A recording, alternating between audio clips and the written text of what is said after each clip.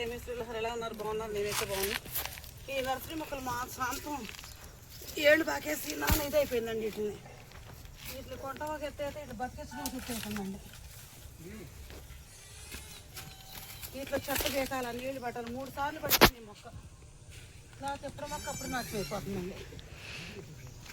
Sir ఈ విధంగా మొత్తం ఈ పక్క తీసుకొచ్చి నీళ్ళు పట్టాలి. దూరం దగ్గర పెట్టాలి. దీనికి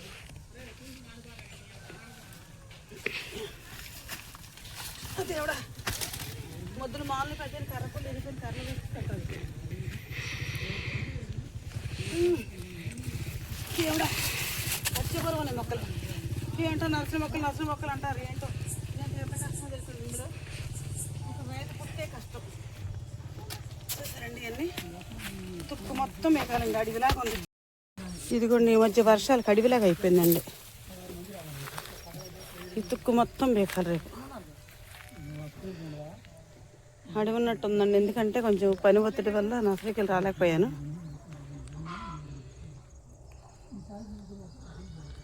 సంచులు కూడా తుక్కు అయిపోయింది. చూసారండి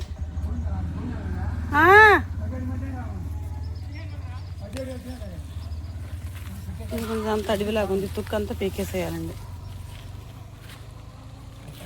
ఇది మొత్తం చెత్త బలిసిపోయిందండి.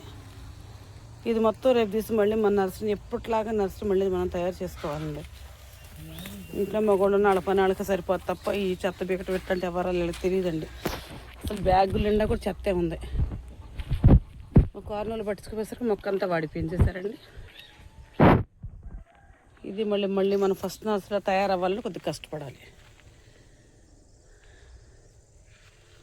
అన్ని చిల్లలు వచ్చింది. గులాబీ మండలు అయితే ఎటు పాకేసినాయండి. ఇవన్నీ కూడా కటింగ్ చేయాలి రేపు.